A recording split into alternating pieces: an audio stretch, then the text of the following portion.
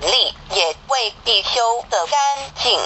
修简单及底，但为何习实的修道者要抛家舍业，入深山苦修苦练呢？现今不用入深山，是因为感着心吗？不是，道将在火宅，修法是半圣半凡，这是上天慈悲要普救良善的佛子。